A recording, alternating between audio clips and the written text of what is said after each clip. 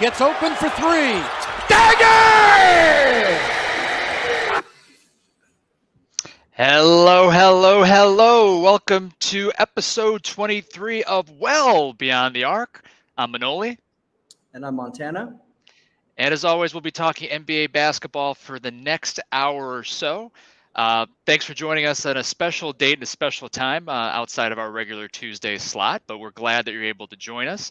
If you followed Well Beyond the Arc regularly, welcome back. If you're new to the program, welcome as well. And if you don't mind, please hit that subscribe button if you're watching us on YouTube on the lower left-hand corner. We are part of the Yankee and the Brit sports group, so please hit that subscribe button. You'll always get notifications on when our next episodes are. So be sure to do that. Montana, how the hell are you, man? I'm doing great, man.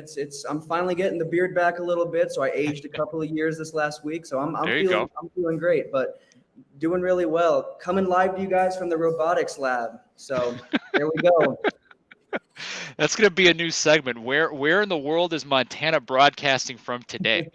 Oh man, love it. Well, no more baby face, huh? Not anymore. I don't think I'll ever go back to it either. It's a little too much. A little too much for me to handle. All right. Well, we got a loaded show for you guys today. We're going to be talking about the Brooklyn Nets, Miles Turner, obviously play another game of NBA Player Or. A lot of stuff we want to get to, but before we get into all that, let's hit up State of My Squad. And if you remember last week, we implemented this segment, Montana being a huge Lakers fan, myself being a Bulls fan. We'll give you a little update on what our teams did in the last week, what we like, what we didn't like, or just give us a couple minutes each to rant about our teams on the floor. So Montana, you want to go first with your Lakers? Yeah, absolutely. So actually, I was incredibly pleased. Not so much record-wise, obviously 1-2 last week, but so much better than 0-6. I was starting to worry we were going to hit 0-6. I wasn't quite sure when we'd see our first win, but we got it against the Nuggets, which is the best kind of win you can get. That's a solid team. That's a lot of people look at them as a contender. So I was super pleased when we got that win. But my biggest concern remains with shooting. That's still a concern. But my biggest concern, and if you tune into my Lakers show, Purple and Gold Zone, I talk about it in more detail. LeBron James is playing really lazy basketball, in my opinion. And if we want to talk about turnovers, and if we want to talk about just as a whole, he just doesn't look like he's all in. And I get that they started off slow, but he should want to get them back on track and be that changing piece. And I haven't seen that. But what I have seen, Russell Westbrook openly embracing a bench role, publicly embracing a bench role, and it has helped. We saw him be the difference maker against the Nuggets when they pulled off that win. So, I'm definitely happy with where they're at. It's better than 0-6. 1-5 doesn't look glamorous, but I mean, we've got winnable games this week. We've got the Jazz on Wednesday. We've got the Pelicans today, and then we've got the Cavs on Sunday. But I'm hoping that game will wake LeBron up. So I can see us going 3-0 this week, or I can see us going 2-1, but I definitely do not see us getting another 0-3 week. And honestly, I'm a lot more confident in my boys than I was last episode. Okay, well, hey, it's a make or miss league, and that game against the Nuggets, like you said, they hit shots. I mean, Westbrook went 6 for 12, 18 points off the bench. They look like a different squad. So, yeah, I mean, hopefully the arrow for your sake and the Lakers' sake is pointing up. Well, my Bulls are set at 4-4 entering play tonight. Tonight they're taking on the Charlotte Hornets at home at the United Center. Even from the very beginning of the season, I predicted that this would be a close to a 500 team playing for the play-in, maybe a low seed for the playoffs. And right now, I mean, 4-4, I'm not really surprised too much. I am encouraged by the fight in this team. Even if they get down, they have been able to come back a little bit. I am a little discouraged, though, on their maybe last 3 to 4 minutes execution. More so with the games against San Antonio, which they should have had. San Antonio basically did what San Antonio does, take their 4 or 5 man high post and then the backdoor screen them to death, especially in the final minutes, which marred the accomplishment by DeMar DeRozan scoring his 20,000th point as an NBA player. And Spurs coach Greg Popovich, class act, called a timeout to acknowledge it. And DeRozan was a former Spur and used to play under Popovich, so it's only fitting that he did it there in San Antonio. But overall, not bad effort. A little disappointed in the Philly game as well. Uh, Bulls were down big, but came back in the fourth quarter, had a brief lead, and Joel Embiid hit basically a game-winning three to put him away. DeRozan didn't get the call on the other end, but such is life.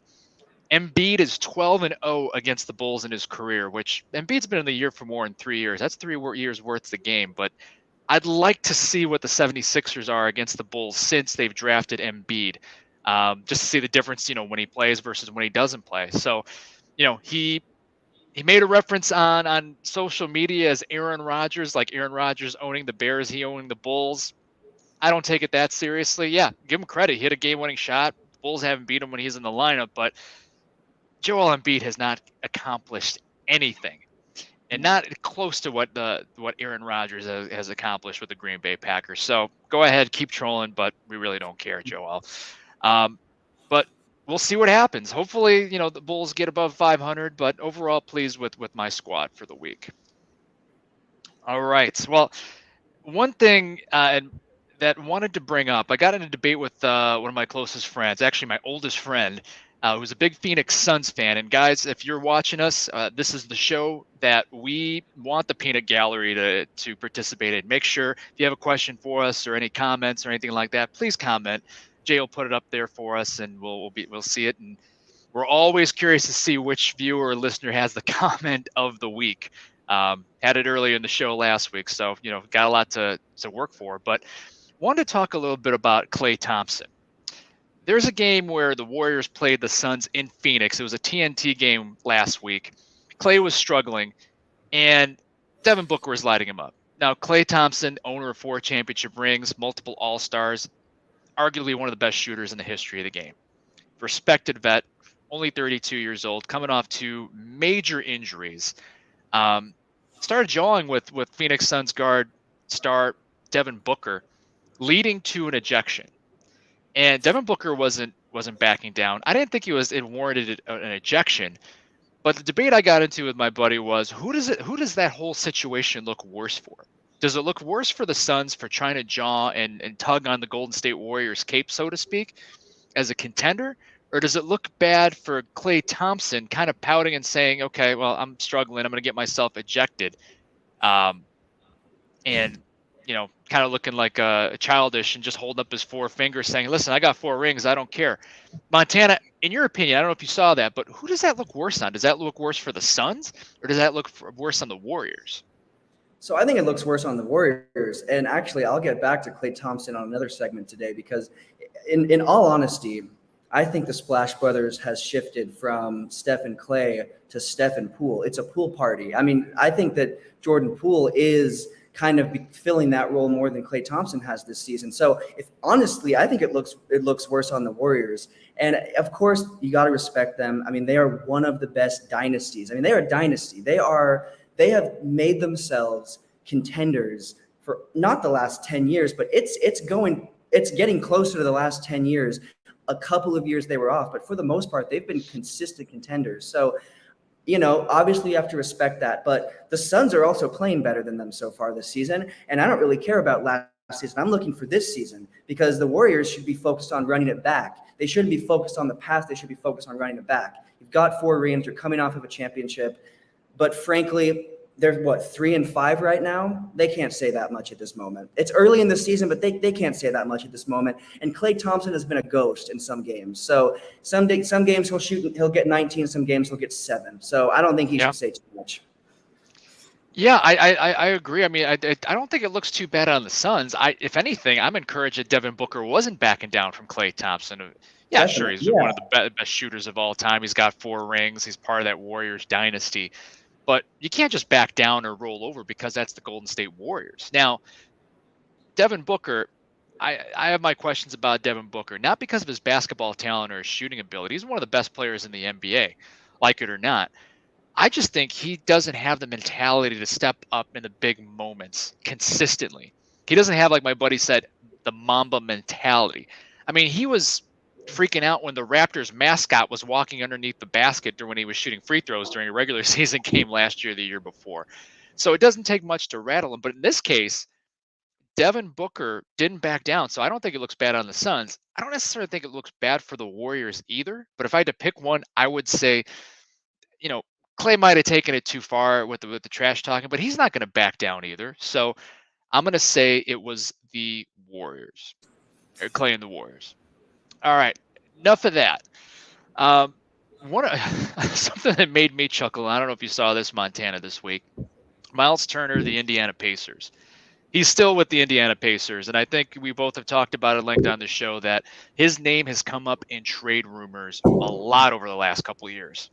Well, he was meeting with the Indy media, and he basically said, and I'm paraphrasing here, well, the Lakers should take a hard look at this trade. What do they need? They need a big that can stretch the floor and shoot. They need someone who can protect the rim. I'm not saying they should trade for me, but I bring all those things to the table. He basically said all that stuff without saying, well, the Lakers should go ahead and trade for me. I mean, he basically tampered himself. And I'm surprised the NBA hasn't come out and fined him yet. But Montana, what do you make out of that? A public trade plea. I mean, yeah, it's definitely something I was not expecting to see. But I mean, as a Lakers fan, I'm glad you want to come here because I do see that in the foreseeable future. The biggest thing that the Lakers are holding off on is draft picks. And my biggest thing is the Lakers have always been a team that has been, you pair a new superstar, a new, like really, high caliber player with a vet or a player that's more tenured. We saw it with Kareem and Magic. We saw it with Kobe and Shaq.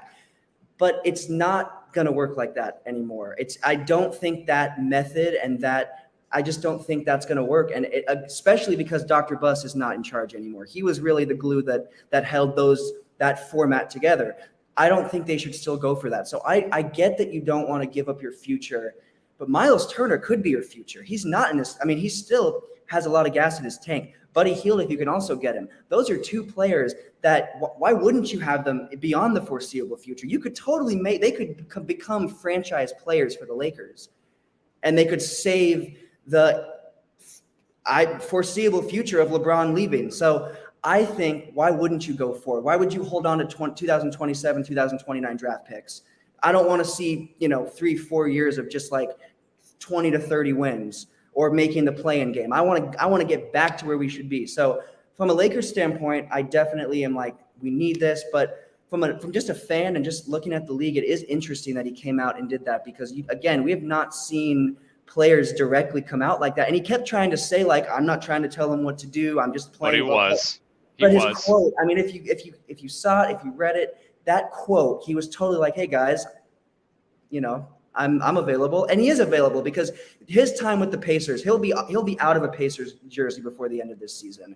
I'm just hoping that he ends up in a purple and gold one. But it's bizarre. That's the best way I could put it, is it's just bizarre. I mean, he's advocating for himself. He's advocating for the Lakers, but it's like that gets a little bit dicey when you don't see players just going on podcasts and announcing that, especially on a Woj podcast.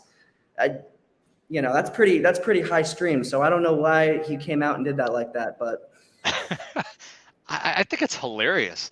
I mean, first of all, if I'm Miles Turner's agent, I don't know if he has one, I'm assuming he does.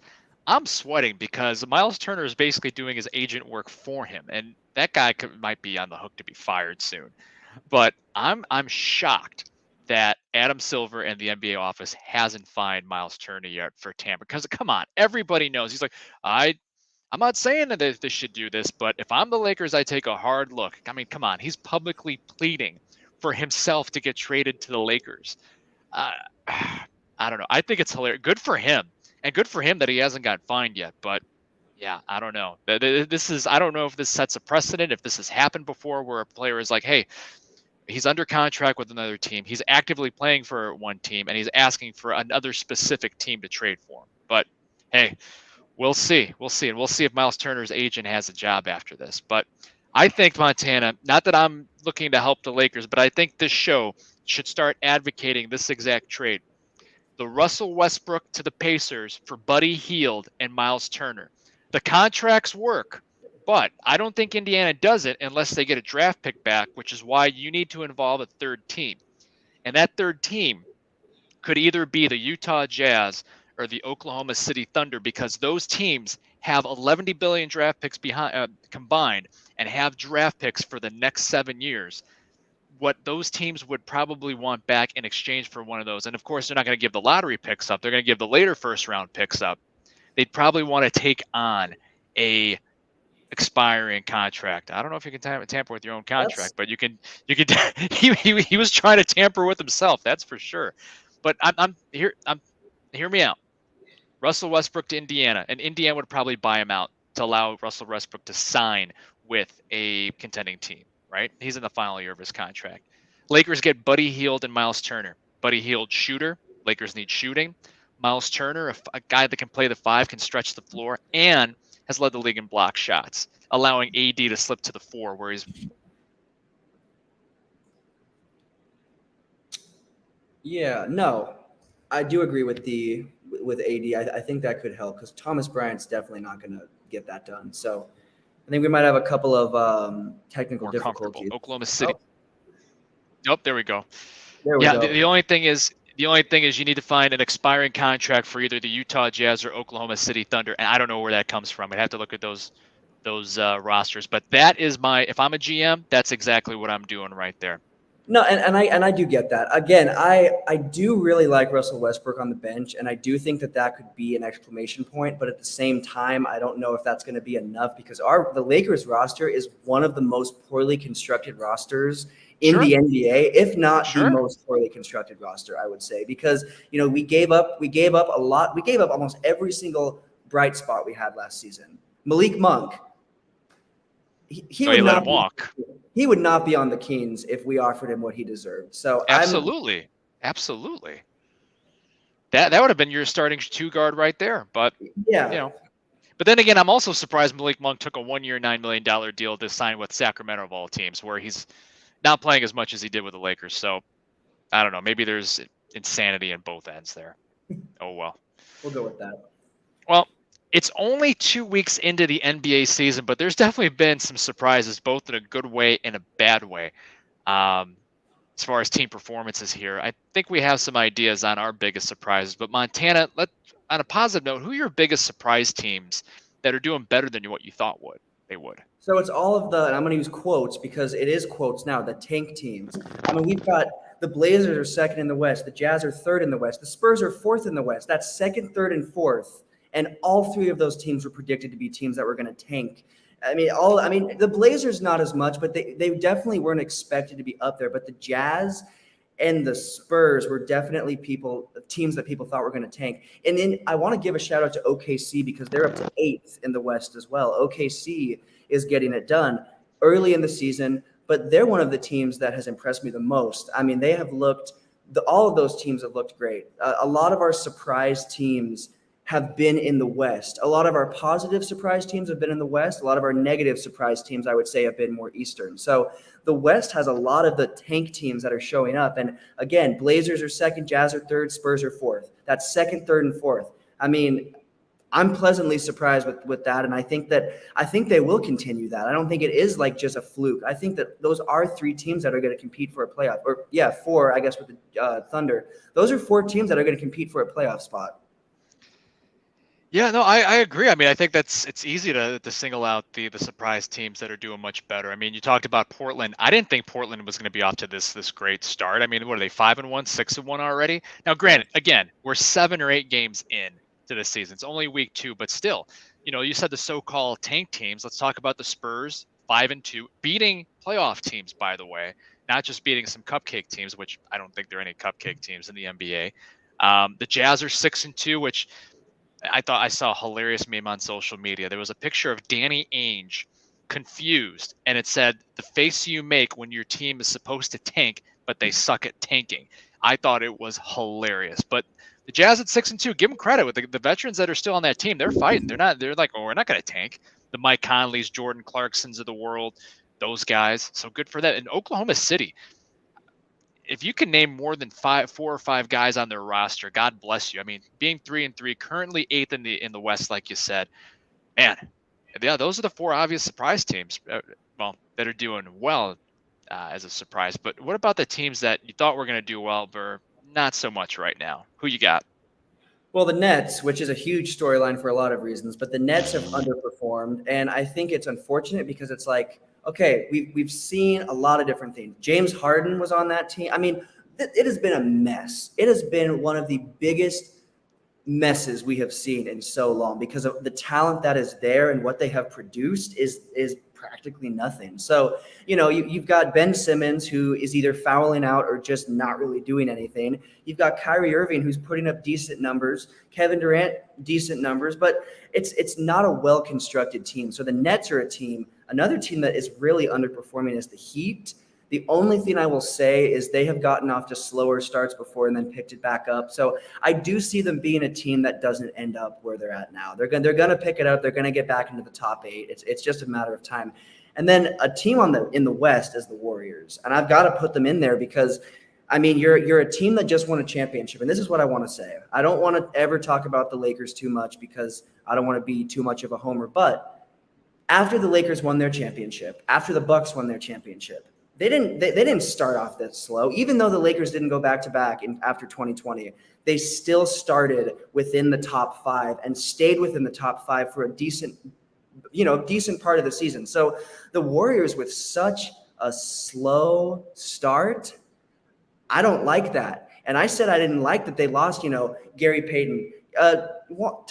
Toscano Anderson has been underperforming, but I do think that they gave up a lot of the core pieces that helped them come together and win a championship like they did, and I think we're seeing that already. Maybe it's not as much as what we will, but I think we're seeing. So the Warriors have underperformed, and a player like Klay Thompson, your legendary players are underperforming. So if I'm in the Warriors, I'm thinking – I'm looking at that. I'm taking a look at that. So those are the 3 teams that have definitely kind of underperformed the most, in my opinion. Then there's the Lakers, but I mean, that's just a given.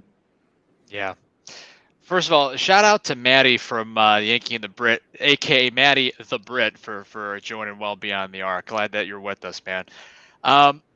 Yeah, look, I'm gonna be a record here, and those are the teams that I have as well. I mean, Miami at 2-5.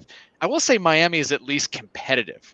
They did beat Golden State. I believe it was last night or the night before in a very close ball game down in Miami.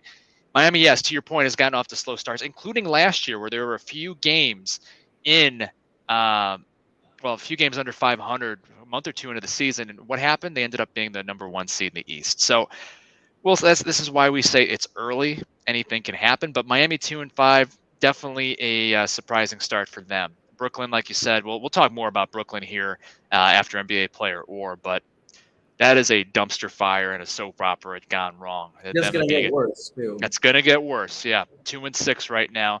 The Lakers we already talked about. I'm going to go with the Clippers, though, as well. And the Clippers should be concerned about Kawhi Leonard. They're shutting him down for reportedly the next 6 games with what they're calling additional knee injury management. I mean, he looked good the first 2 games he played off the bench. But the fact that his knee stiffened up and they're holding him out, I think it's the right move. But Clippers got different guys in and out of the lineup. I think they're under 500 or 3-4 as well. So I'd look for the Clippers to get off to a better start, but unfortunately, they're scuffling out of the gate. But again, it's early, and I'm with you on the Golden State Warriors. Everyone is going to give Golden State their best shot. They're the defending champions. And every team is going to play their game of the season against the Warriors, and the Warriors got to be ready for that. They're veterans, the Currys, the Klay Thompsons, Draymond Greens of the world, Andre Iguodala, even though he barely plays. Those guys know that. They've been through this before. It's really going to be interesting to see how Jordan Poole, Andrew Wiggins, James Wiseman, Jonathan Kuminga, those guys react to that. But again, it's early. I think the Warriors are going to be fine, but not off to a great start, like you said. Well, it's time for everyone's favorite game on the internet and on YouTube and on Facebook Live. It's another edition of NBA Player Or. And if you're a regular to the Well Beyond the Arc show, you have a pensive look on your face, Montana. Before we go to this, Jay, could you run that last comment again one more time? Before we go into it, I want to take a look at this just really quick. Great.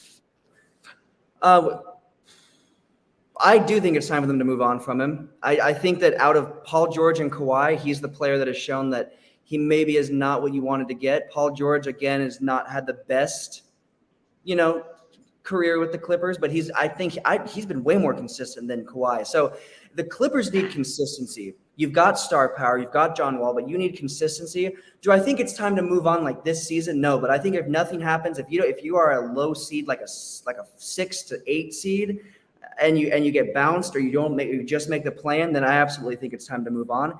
But you can build around him. You can build. I do think you can build around him. I just don't think he's consistent enough anymore. That's my take on that. Good call on pausing. A great comment, Maddie.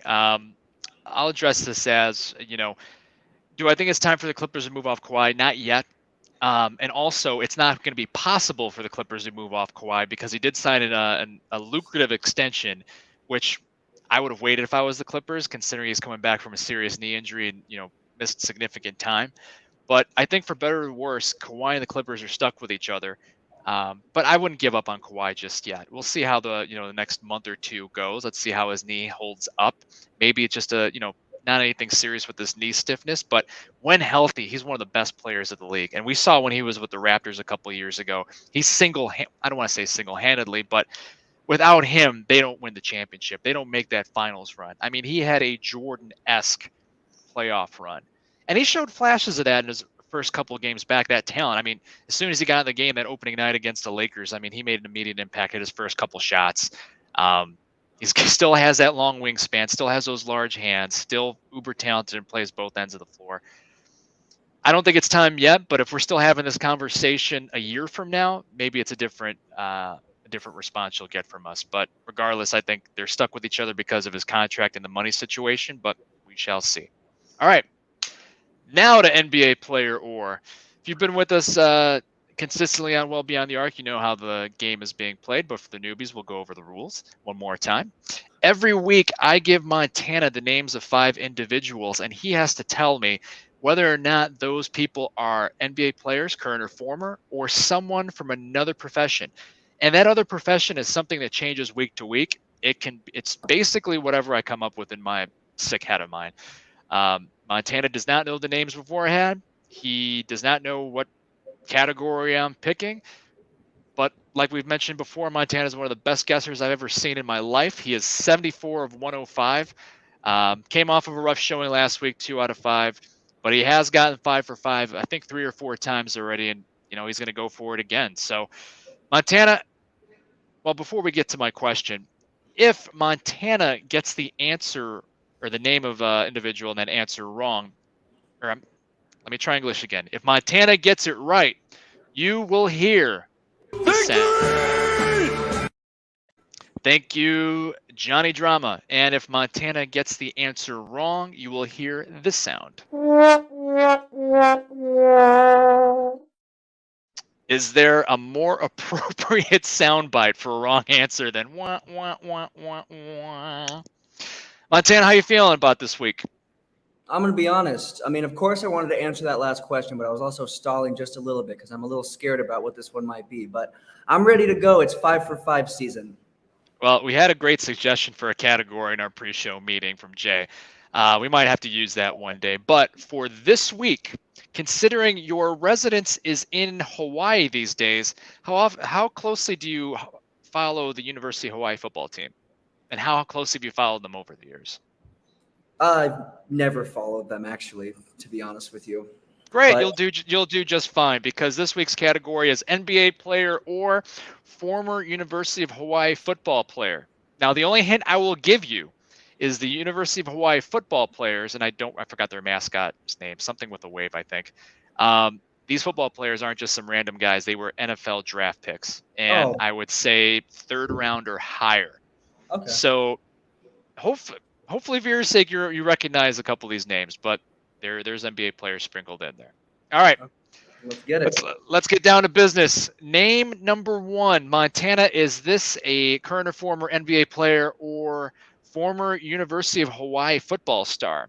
The name is Ruben Patterson. Ruben Patterson.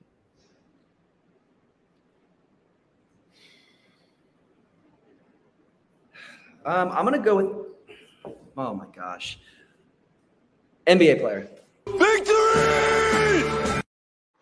Considering who was on the picture for a correct answer, Yeah, I'm glad you got that one. Ruben Patterson played in the NBA in the late 90s and 2000s, mostly with the Seattle Supersonics and the Portland Trail Blazers. And during his time with the Portland Trail Blazers, he dubbed himself the Kobe Stopper.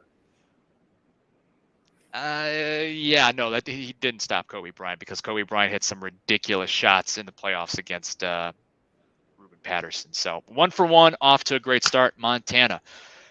Name number 2. Is this the name of a former or current NBA player or the name of a University of Hawaii former football star? The name is Darius Sangalia. Darius Sangalia.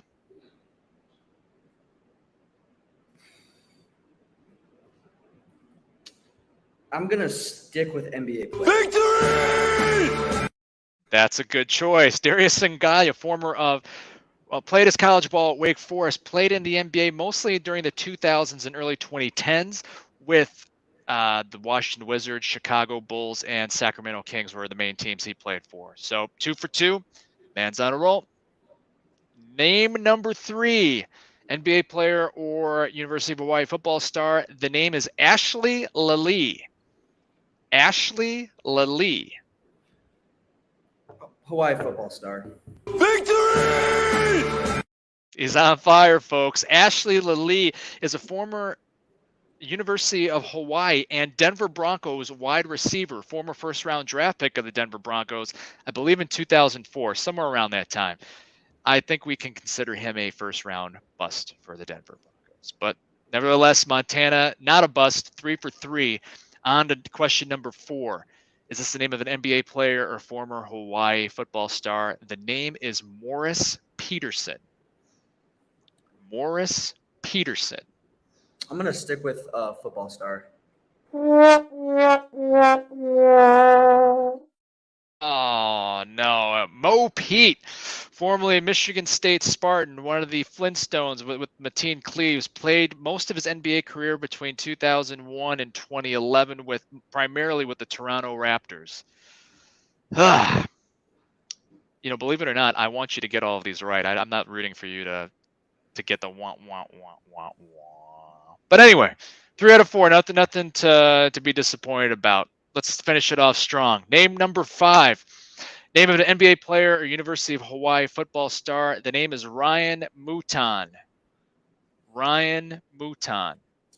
I'm going to stick with Hawaii football star. Victory! That is correct. Ryan Mouton, a former third-round pick. I forgot what team he was on. I forgot what position he played. I believe he was a defeat sound should have a video of Shaq airballing. These are the type of comments we need on Well Beyond the Arc. Thank you, Maddie. But yeah, Ryan Mouton, formerly the University of Hawaii, third-round pick. Didn't have enough time to look him up, but 4 out of 5, Montana. Not too shabby. It's not the 5 out of 5 that you wanted, but a good rebound from last week. I'll take it. All right. Well, we're going to pause briefly here for a message from the Yankee and the Brit.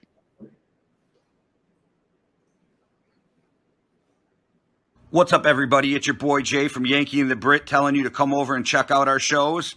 The Yankee and the Brit Sports Talk, Well Beyond the Arc, the Markout Podcast, Flagrant and Foul, Real Talk with Jay, and MMA Underground Weekly at YouTube.com/The Yankee and the Brit.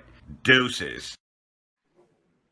All right, everyone, make sure you check out those shows. A lot of good stuff on the Yankee and the Brit Sports Group here.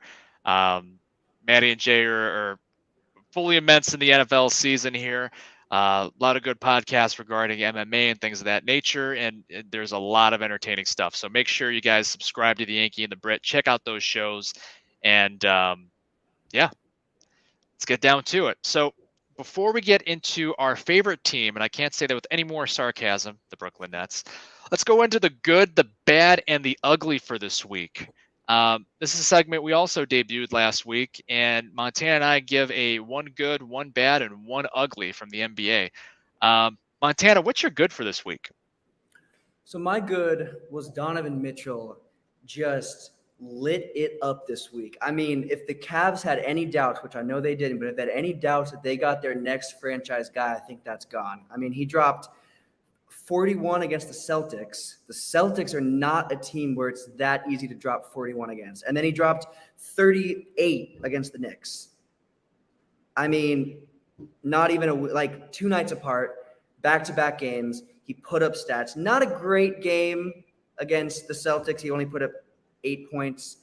But that was, having back-to-back games like that is big, especially Celtics and Knicks. Those are not the easiest opponents to put that many points up against. So, not every game is going to look like that. We just saw his game, on the second where he only had 8 points. But to have back-to-back games like that, I mean, that's scary. And the Cavs definitely got themselves their next guy. So my good was just Donovan Mitchell as a whole.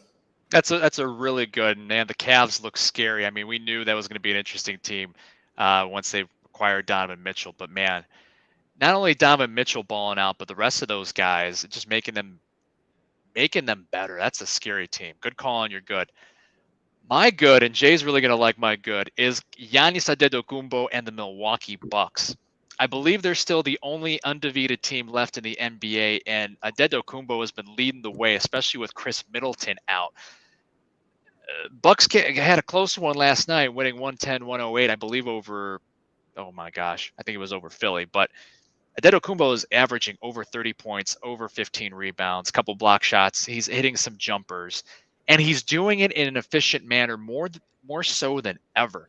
He had a game last week where he scored 44 points in 28 minutes. This isn't Klay Thompson. This isn't Steph Curry, where most of his shots are coming on three-point makes. He's hitting free throw. He's getting to the free throw line, but he's also getting the rim as usual. So my good is Giannis Antetokounmpo and the Milwaukee Bucks. Montana, what about your bad for this week? So my bad would be Klay Thompson. And not every week I'm going to focus in on players. We'll switch it up. Teams, GMs, the whole, everything's included. But I got to go bad for my player because Klay Thompson is just, again, he came off of some players never come back from those injuries. He came back and won another championship, and he absolutely contributed, and he's going to go down as one of the best players of all time. He's going to make a lot of people's top 50s probably pretty easily.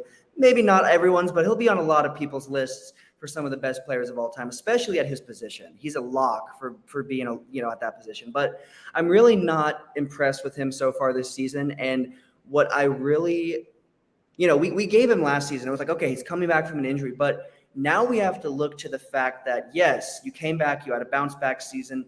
Now it's like you should be bouncing back and starting to be fully back. And I don't think I don't want to say Klay's lost his touch because we can't say that about a player like that. But I think we're starting to see a little bit of losing touch with Klay Thompson, maybe and maybe he'll get it back. We've seen players bounce back. Again, it's early in the season. Some players start out really slow early season and then they pick it up, especially vets. And Klay Thompson is starting. I mean, he is a vet. So I would say Klay Thompson is my low point, but I don't want to hold him to that. I totally think he can make it out of there. I mean, give credit where credit's due, give criticism where it's due as well. I mean, he hasn't been shooting well. I think it's fair, but I agree. I think he's going to come out of it, and he's going to be his all-star for himself. Before I get to my bad, I want to address one of the comments from Nick P. What other Greeks am I going to have in my good going forward? Well, Kostas Papanikolaou doesn't play in the NBA anymore, so I can't have him in there. He plays for Olympiacos in Athens. Thanasis Antetokounmpo barely plays. Kostas Antetokounmpo barely plays. I don't think there are any other Greeks in the league, so it might be a while. And I won't be bringing up any Greek politicians, and that's a different show. But anyway, my bad for this week, and it's not a terrible bad. It's kind of to be expected, are the records of the Houston Rockets, Orlando Magic, and Los Angeles Lakers. I believe they're the only one-win teams. I don't think we have a winless team anymore with the Lakers and the Magic getting off the schneid here in the last week or so. Lakers are showing signs of life, like we said. Or the Orlando Magic and Houston Rockets are young teams. Some of their young stars have had poor shooting nights. I mean, Smith, the kid out of Auburn, the rookie, has put up some good average numbers, but shooting-wise has had a couple of tough nights. Same with Jalen Green. Orlando's fighting, or the fighting Orlando Magic with led by Rookie of the Year candidate Paolo Banchero. I mean, they have talent. They're just not getting W's. So my bad. I'm taking the easy way out. The one-win teams. Now the ugly. I think I know where you're going with this, Montana, but what's your ugly of the week? Because I think it's going to feed into our next segment if I'm predicting this correctly. So that definitely is ugly. There's no other way to put that. But that was going to be my ugly, but I did change that. I did change it because since we're going to go over that. So my ugly is the Warriors last week. Just an awful week. Losing to the Pistons. Run it back. That's all I have to say. That's all I have to say about that. And it didn't stop there. They did not have a good week record-wise, but that was the highlight game where I was like, the Pistons? Oh, nah. So yeah, the Warriors. That's it. The Warriors. End it there. My ugly is the Brooklyn Nets, and I'm going to end it there. If you've been following sports or basketball, you know why. And let's just jump right into the talking Brooklyn Nets. There's a lot to unpack here. There is, and again, I have to be careful with this Kyrie Irving situation, but Nets firing Steve Nash yesterday after getting off to a 2-5 start. Then they went out and lost to the Bulls last night. All the drama surrounding Kyrie Irving. This team's going nowhere fast. Montana, what do you make of all this Brooklyn Nets news? And we had the Brooklyn Nets over the summer as our soap opera team. What do you make of this? So if the Nets were going to fire Steve Nash, they should have done it after the playoffs in the offseason, not at the beginning of the season. It's a slow start. I get that. But firing him now makes the Nets look like the weakest they've ever been because you're firing NBA legend Steve Nash, who hasn't done a great job, but he's gotten you to the playoffs. You're firing him after, 7 games or 6 games before that. They fired him, I think, before this. Either way, they fired him before. They fired him before last night. Yep. So 2-5 was his record. That just, to me, that shows a weak organization as a whole. It shows me an organization that can't get it done on the court or off the court. Because again, if you really are not happy with Steve Nash, let him go after the playoffs. Don't let him go when you're coming back from all these different things. Kyrie Irving and KD are finally actually playing together consistently. There are so many positives and so many things that the Nets should focus on over a record. Is their record good? No. Does that make me happy? Yes. But beyond that, I don't think the Nets should have let Steve Nash go at this point in the season. I don't think they should have started the season with him. Back last season, I said the Nets should let him go during the offseason. Doing that at this point does not make sense to me. The Nets have enough struggles on the court to let him go. And his reaction, they just weren't responding to me. Yeah, it's a mess on all ends, but I definitely don't agree with the Nets letting him go now. I am a solid believer that they should have let him go after the Celtics beat them in the playoffs. They should have let him go then. Give him a better situation to be a part of. He'll find another team. Who knows when he'll find another team now? I'm sure he still will, but being fired at this point, it's a lot harder to find a team quickly when you've been fired after a start like this. Yeah, well, I completely agree with all your points here. People forget Steve Nash has a winning record as a coach. He's a first-time coach with Brooklyn. I think he was fired. His final record with Brooklyn over parts of 3 seasons. Actually, I checked that. I think over 4 seasons was 94-67. That's 27 games over 500. Now, granted, a lot of expectations came with Steve Nash being hired, being the head coach to coach Kyrie Irving and Kevin Durant at times, James Harden, and now Ben Simmons. 7-9 in the playoffs. They were literally a Kevin Durant toe away from heading to the Eastern Conference Finals a couple years ago. And they very well could have made it all the way to the finals to play the Suns in 2020. So how far and how dysfunctional the Nets have become is just amazing. Now, I agree with you. If they were going to fire Nash, they should have fired him right after that playoff series and said, you know what?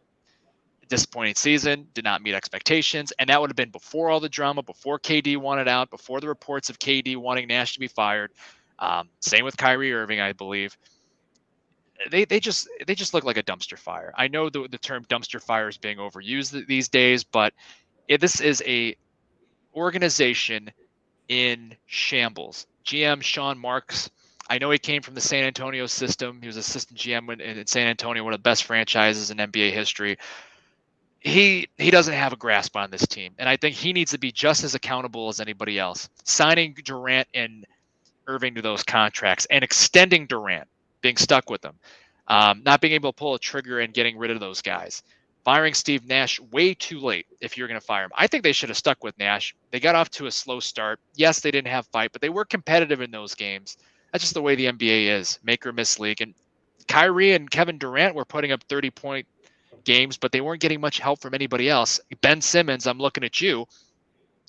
Yes, they're getting Joe Harris back slowly, but man, and then the reports on top of that they may be replacing Steve Nash. Now, granted, Jacques Vaughn is the interim head coach, which I feel like he's been an interim head coach for a long time, other than being an assistant. But they're talking about replacing him with suspended, let me say that again, suspended Boston Celtics coach Ime Udoka. I don't know how much more fire you want coming out of your dumpster from a public relations standpoint, but if you hire Ime Udoka, that's a perfect way to do it. Montana, is hiring Ime Udoka the right move for the Nets?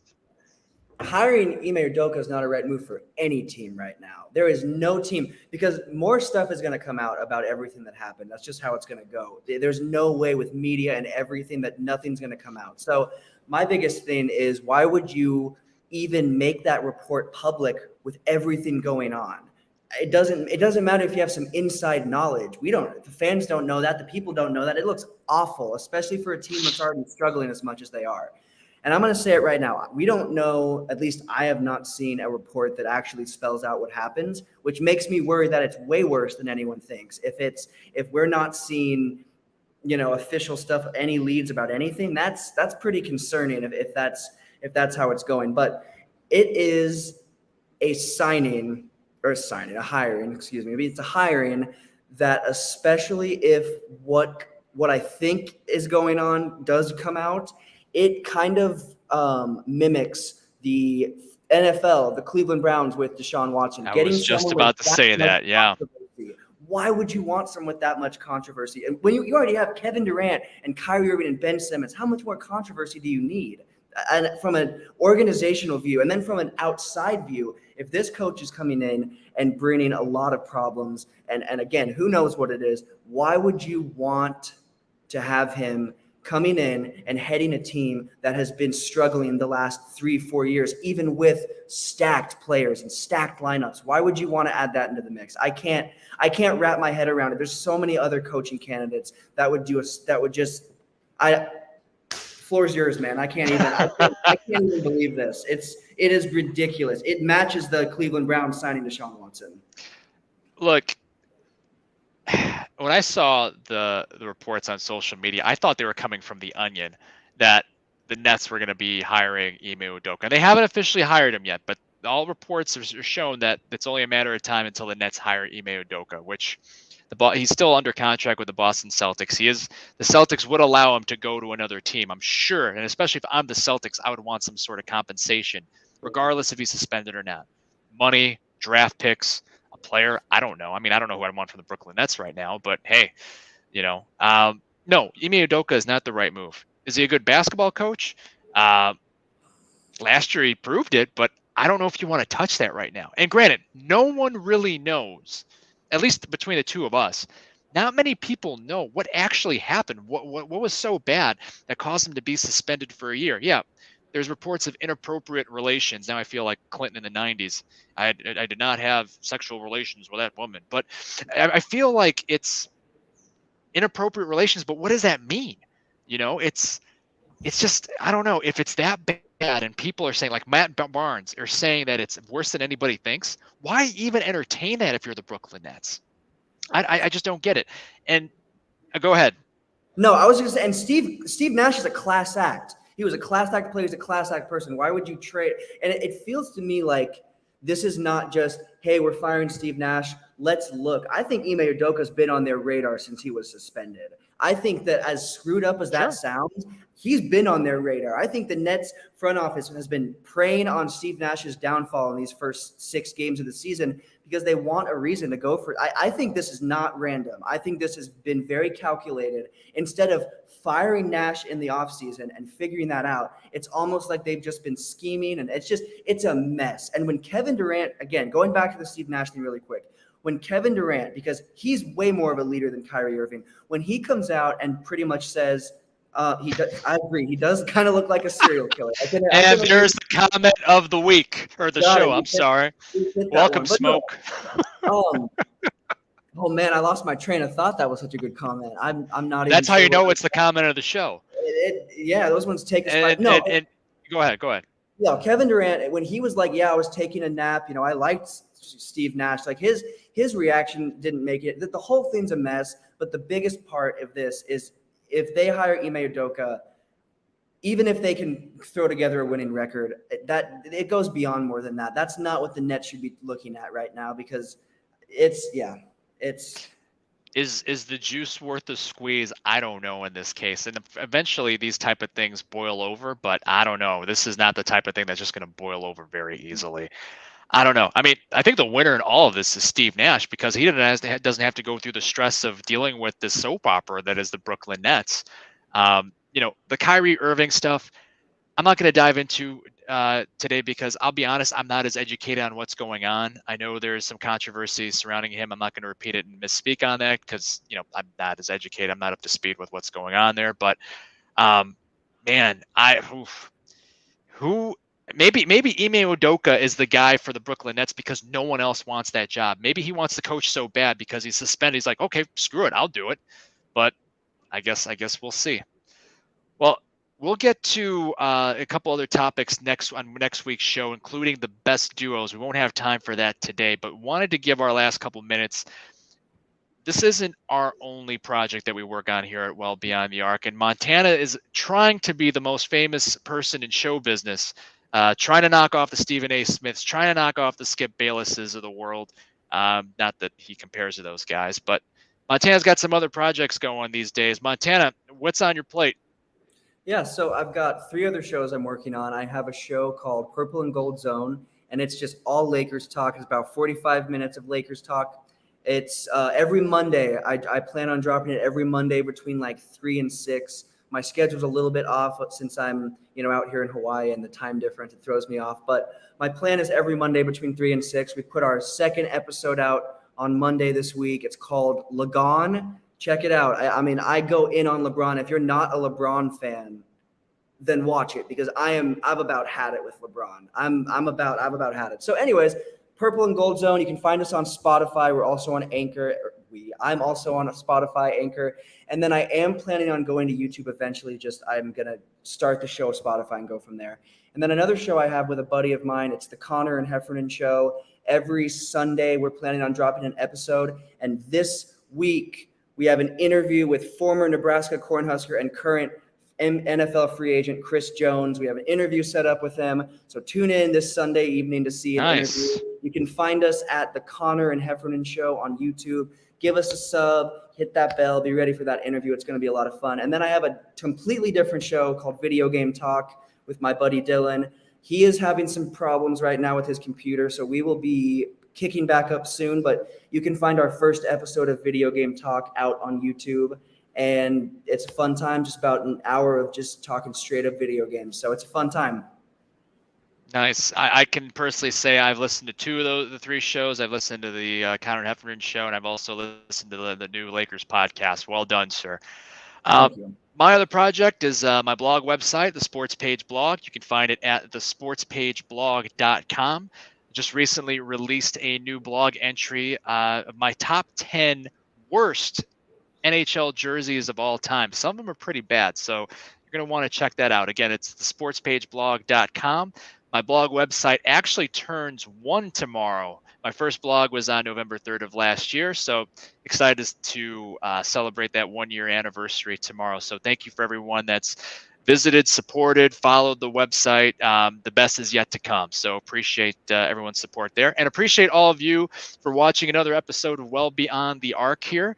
Like we said before, please subscribe, please follow us. You never know what we're going to come up with next. And I have a funny feeling next week's NBA player or topic is going to be one for the books. So have a good week, everybody. We'll talk to you next week.